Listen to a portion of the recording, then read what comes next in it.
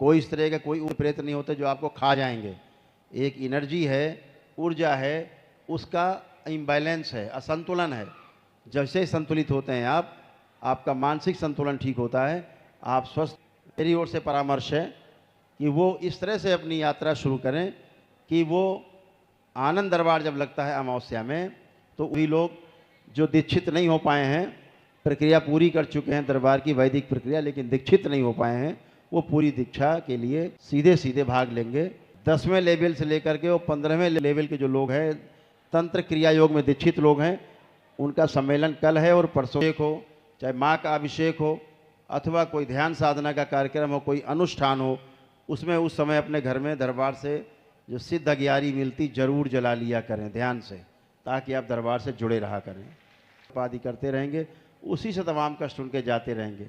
आज वो सक्षम नहीं हैं, जब सक्षम हो तब करें वैदिक प्रक्रिया, लेकिन जुड़े रहने से ही कष्ट रोक जाने लगते हैं। बोलिए सद्गुरुदेव भगवान की, गुरु माता की, भगवान भोलेनाथ की, माता महाकाली की, माता कामाख्या की, सभी संतों की, गौ माता की।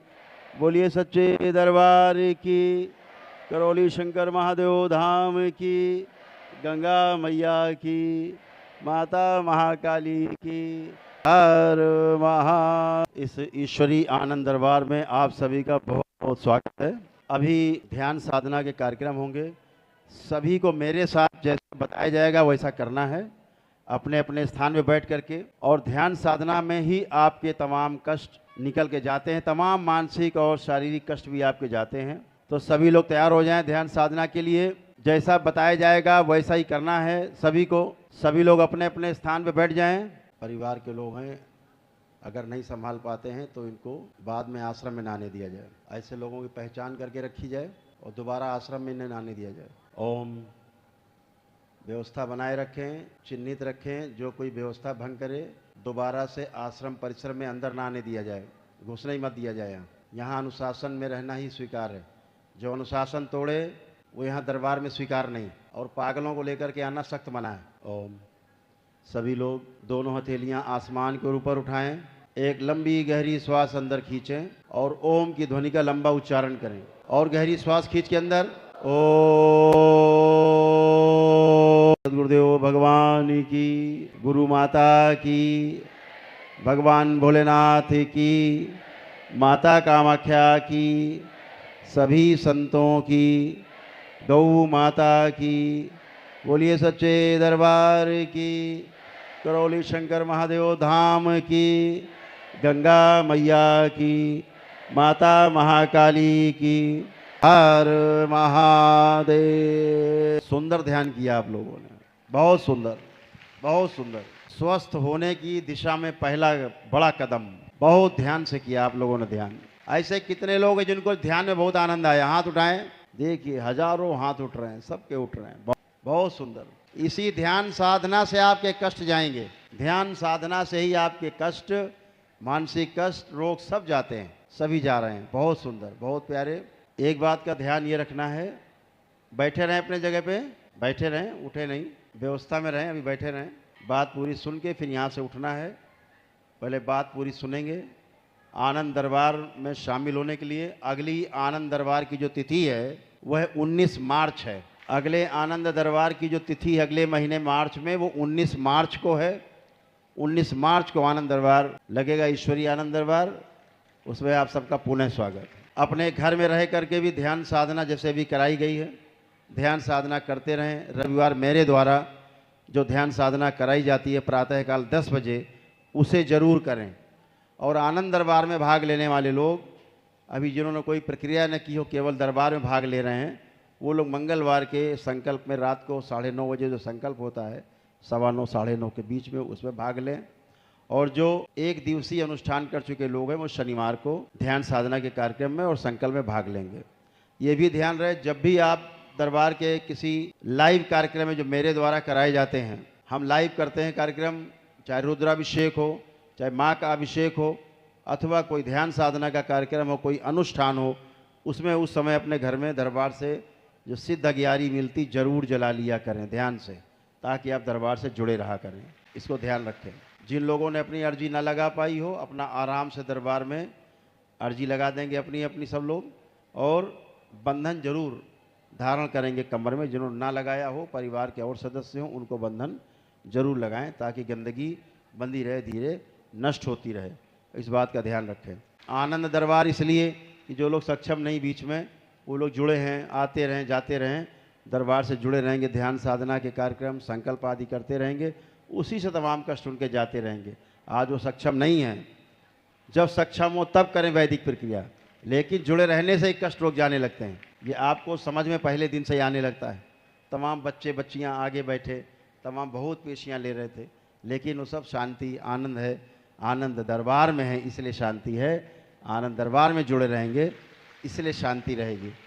तो सभी बच्चे बच्चियां, कोई भूत प्रेत नहीं होता है, ध्यान से रखो, मन में समझ लो इस बात को। कोई इस तरह का कोई भूत प्रेत नहीं होता जो आपको खा जाएंगे। एक एनर्जी है, ऊर्जा है, उसका इम्बैलेंस है, असंतुलन है। जैसे संतुलित होते हैं आप, आपका मानसिक संतुलन ठीक होता है, आप स्वस्थ होते हैं, आपका परिवार स्वस्थ होता है। दुख जाते हैं, कष्ट जाते हैं, आपके मानसिक कष्ट जाते हैं, और आप आनंदित होते हैं। दरबार से जुड़े रह करके माता बाबा के भजन सुनते रहें, दरबार से जुड़े रहें, और जब जिसको जो अनुष्ठान करना हो, बीच में समझ में आए, तो दरबार में तमाम अनुष्ठान होते हैं, उनसे जुड़ के अपना करते भी रहें। जिनको जैसी इच्छा हो, जिनकी समझ हो। जो लोग पद यात्रा करके आते हैं, मेरी ओर से परामर्श है कि वो इस तरह से अपनी यात्रा शुरू करें कि वो आनंद दरबार जब लगता है अमावस्या में, तो उसमें वो अपने ऐसी यात्रा शुरू करें कि आनंद दरबार लगने के 1-2 दिन पहले दरबार पहुंच जाएं, 2-3 दिन पहले, और फिर आनंद दरबार में भाग लेकर के अपने पुण्य प्राप्त करें। जो 1 दिवसीय अनुष्ठान के पुण्य प्राप्त होते हैं, वो जरूर करें। सभी लोग, जो लोग सब प्रक्रिया कर चुके, वो भी दरबार में, आनंद दरबार में भाग ले सकते हैं। इसका पुण्य अलग से प्राप्त होता है उनको, दरबार में बैठ करके इस यज्ञ का पुण्य प्राप्त होता है। अभी इसके पश्चात अभी सभी लोग बहुत प्रेम से, पहले जो गेट के पास लोग हैं वो लोग धीरे बाहर निकलेंगे। आज के आनंद दरबार का समापन हो, इसके पहले बहुत आराम से सब परिवार के लोग समझ के एक दूसरे को, महिलाओं बच्चियों को सबसे पहले स्थान देते हुए, जैसा कि आप अपने अनुशासन के लिए जाने जाते हैं, बहुत प्रेम से धीरे धीरे आपको चलना है। दीक्षा का कार्यक्रम जो होगा वो 2 अप्रैल को होगा। हनुमान जयंती पर पूर्णिमा है, उस पूर्णिमा के अवसर पर दीक्षा का कार्यक्रम होगा। स्थान आपको बाद में बताया जाएगा कहाँ पर होगा, यहाँ होगा या हरिद्वार में होगा। तो अब सभी लोग जो दीक्षित नहीं हो पाए हैं, प्रक्रिया पूरी कर चुके हैं दरबार की वैदिक प्रक्रिया, लेकिन दीक्षित नहीं हो पाए हैं, वो पूरी दीक्षा के लिए सीधे भाग लेंगे पूर्णिमा में, हनुमान जयंती 2 अप्रैल में। सभी लोग अपने अनुसार सूचना ग्रहण करेंगे, और धीरे बाहर से लोग जो गेट के पास हैं वो निकलते जाएं, पीछे के लोग बाद में उठेंगे। सबसे पहले गेट के पास के लोग प्रेम से, जो व्यवस्था में लोग सारे वॉलेंटियर्स हैं, वो सभी लोग ध्यान देंगे। जो सुरक्षा के लिए सभी लोग यहाँ उपस्थित हैं, प्रशासन है, थोड़ा ध्यान देगा, सहयोग करेंगे। बहुत आराम से प्रेम पूर्वक जाएंगे बच्चे लोग बाहर, और भंडारा ग्रहण करके ही जाएंगे। भंडारा प्रसाद आश्रम में अंदर जो चल रहा है, उस भंडारा प्रसाद को ग्रहण करके सभी लोग इत्मीनान से जाएंगे। कल 10वें लेवल से लेकर के वो 15वें लेवल के जो लोग हैं, तंत्र क्रिया योग में दीक्षित लोग हैं, उनका सम्मेलन कल है और परसों 2 दिन है। तो ध्यान रखेंगे, अपने अनुसार सूचना ग्रहण करें। और ओम जय राधा रमण हरि बोल, जय राधा रमण हरि बोल, जय जय, जोर से गाएं, जय राधा रमण हरि बोल, जय राधा रमण हरि बोल, जय राधा रमण हरि बोल, राधा रमण हरि बोल, हरि बोल, राधा रमण हरि बोल।